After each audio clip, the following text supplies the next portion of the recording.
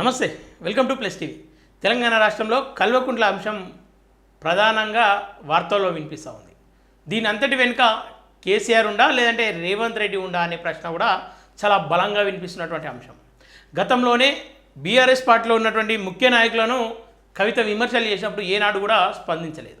ఇక్కడ రెండు అంశాలు గుర్తించాలి. గతంలో జగదీశ్వర్ రెడ్డి పైన ఆరోపణలు చేసినప్పుడు ఆయనను వయసుతో సంబంధం లేకుండా లిల్లీపూట్ అని చెప్పేసి హేళనగా మాట్లాడినప్పుడు కల్వకుంట్ల కవిత పైన ఎట్లాంటి చర్యలు తీసుకోలేదు. కానీ ఈ మధ్య కాలంలో హరీష్ రావు పైన ఎప్పుడైతే ఆమె చేసినటువంటి వ్యాఖ్యలను చాలా తీవ్రంగా పరిగణలోకి తీసుకొని ఆమె పైన సస్పెన్షన్ వేటు వేయడం జరిగింది. అంటే బీఆర్ఎస్ పార్టీలో ఉన్నటువంటి వ్యక్తుల మనోభావాలతో సంబంధం లేదు, కేవలం హరీష్ రావు మనోభావాలు దెబ్బతింటే మాత్రం కవితను సస్పెండ్ చేస్తారా అనేది చాలా బలంగా వినిపిస్తూ ఉంది. ఇదంతా ఒక అంశం పక్కన పెడితే ఏదైతే హరీష్ రావు పైన కల్వకుంట్ల కవిత చేసినటువంటి వ్యాఖ్యల పైన ఇప్పుడు బలంగా చర్చలు నడుస్తూ ఉన్నాయి.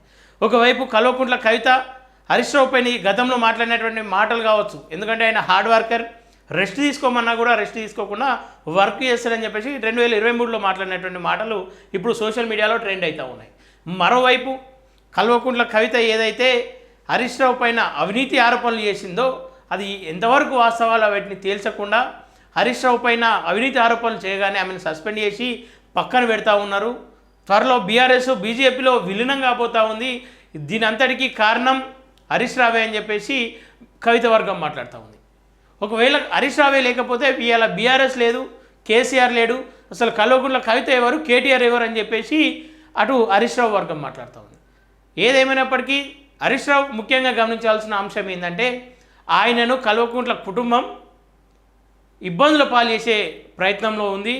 కల్వకుంట్ల కుటుంబం హరీష్ రావుకు గండంగా మారబోతూ ఉందని చెప్పేసి అందరికీ క్లియర్గా కనిపిస్తూ ఉంది. ఏదైతే కేటీఆర్ గతంలో హరీష్ రావుకు ఎడపెడ ముఖం లాగానే ఉన్నారు గతంలో, ఇప్పుడు కల్వకుంట్లకు అయితే డైరెక్ట్ యుద్ధానికే దిగింది. అంటే కేటీఆర్ రాజకీయ అవసరాల కోసం ఆయనతో స్నేహితంగా ఉన్నప్పటికీ కూడా లోపల పూర్తిగా విషయం నింపుకొని ఉన్నాడు. మరి కల్వకుంట్లకు అయితే ఇట్లా మాట్లాడుతుందని చెప్పేసి కల్వకుంట్ల కవిత ఇట్లాంటి మాటలు మాట్లాడినప్పుడు కేసీఆర్ ఎందుకు ఆమెతో మాట్లాడే ప్రయత్నం చేయలేడు, కేటీఆర్ ఎందుకు ఆమెతో మాట్లాడే ప్రయత్నం చేయలేడు అని చెప్పేసి చాలా బలంగా వినిపిస్తూ ఉంది. మరి దీని అంతటినీ కూడా గమనించినటువంటి హరీష్ రావు గమనించి ఉన్నాడా, లేదంటే గమనించినట్టుగానే ఆ పక్కకు తప్పుకునే ప్రయత్నం చేస్తూ ఉన్నాడా అనేది కూడా చాలా బలంగా వినిపిస్తూ ఉంది. ఏదేమైనప్పటికీ కల్వకుంట్ల కుటుంబం రాజకీయంలో ఇలా సిబిఐ కేసును ప్రజలకు కనిపించకుండా చేసింది, ఇలా కాళేశ్వరాన్ని ప్రజలకు కనిపించకుండా చేసే ప్రయత్నాలు చేస్తూ ఉంది, ఇలా బీసీలకు 42% రిజర్వేషన్ అని చెప్పారు, దాన్ని పక్కన పెట్టే ప్రయత్నం చేసిరు, ఇలా తెలంగాణ అస్తిత్వం కోసం మొదలైనటువంటి మార్వాడి అంశాన్ని పక్కన పెట్టే ప్రయత్నం చేసిరు. ఇప్పుడు పూర్తి స్థాయిలో రాష్ట్ర ప్రజలు కావచ్చు, రాష్ట్ర రాజకీయాలు కూడా కల్వకుంట్ల కుటుంబం చుట్టూ తిరుగుతూ ఉన్నాయి. ఈరోజు ప్రెస్ మీట్ పెట్టినటువంటి కల్వకుంట్ల కవిత అనేక అంశాలను చర్చించే ప్రయత్నం చేసింది. ఇలా పార్టీకి ఆమె సభ్యత్వం కూడా రద్దు చేసుకుంటున్నట్లు క్లియర్గా చెప్తా ఉంది. ఇక్కడ తెలంగాణ రాష్ట్ర ప్రజలు కావచ్చు, రాజకీయ నేతలు కావచ్చు, ఎవరైతే ఇప్పుడు కవిత వర్గం అని చెప్పేసి అటు బీఆర్ఎస్ వర్గం అని చెప్పేసి కొట్లాడుతుంటున్న వాళ్ళు ఒక్కసారి గమనించాలి. రేపటి రోజు క్లియర్గా జరిగేది ఇది ఏంటంటే బీఆర్ఎస్తో అలయన్స్లోకి వెళ్తుంది బీజేపీ, రెండు కలిసి పోటీ చేయబోతూ ఉన్నాయి. ఆ పోటీ తర్వాత ఒకవేళ బీఆర్ఎస్లో ఉన్నటువంటి నాయకులు బీజేపీతోనే పూర్తి స్థాయిలో ఉండే ప్రయత్నాలు చేస్తారు. అది హరీష్ రావు వర్గం అంతా కూడా బీజేపీకి పోయే అవకాశం ఉంటుంది.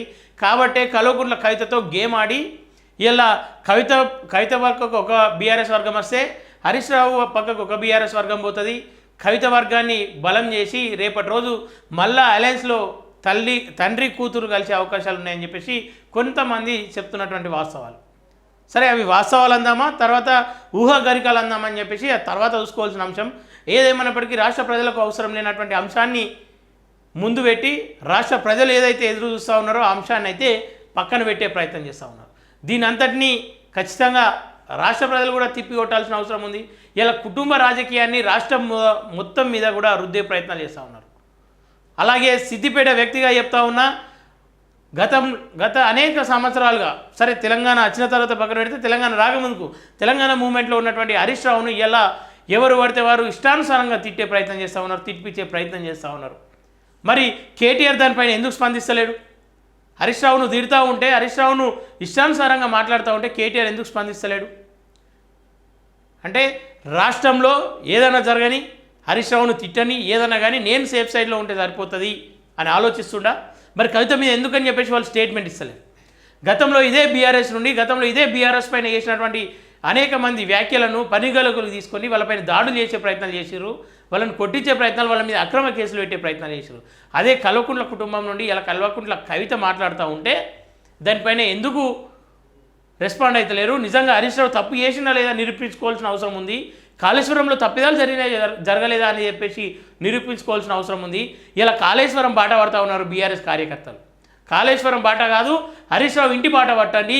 నీ మీద ఇన్ని అలిగేషన్స్ వస్తున్నాయి, ఏది వాస్తవం ఏది అవాస్తవం అని చెప్పేసి నువ్వు తెలుసుకోవాల్సిన అవసరం ఉంది. లేదంటే ఈ రాష్ట్ర ప్రజలు నిన్ను ఖచ్చితంగా ఒక ద్రోహిగా చూస్తారని చెప్పేసి చెప్పాల్సిన అవసరం ఎంతైనా ఉంది.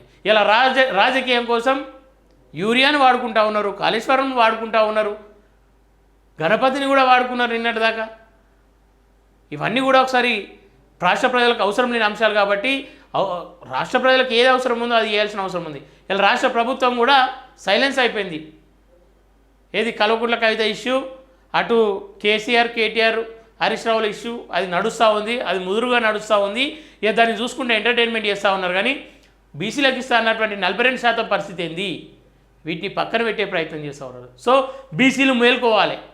బీసీలకు గతంలో న్యాయం చేస్తా, బీసీల కోసం 72 గంటల ఆమరణ నిరాహార దీక్ష చేస్తారన్నటువంటి కల్వకుంట్ల కవిత బీసీలకు బిల్లు ఆమోదించకుండానే ఏదైతే బీసీలకు సరైన న్యాయం జరగకముందుకే అమెరికా పర్యటన చేసి కొడుకు పేరు మీద అమెరికా నుండి తిరిగి వచ్చిన తర్వాత ఎక్కడ బీసీల కోసం మాట్లాడతలేవు కల్వకుంట్ల కవిత అని చెప్పేసి ఈ రాష్ట్ర ప్రజలు ప్రశ్నిస్తారనే ఆ అంశంతో, అట్లాంటి ఆలోచనతో ముందుగానే హరీష్ రావు పైన ఒక మాట పడేసింది.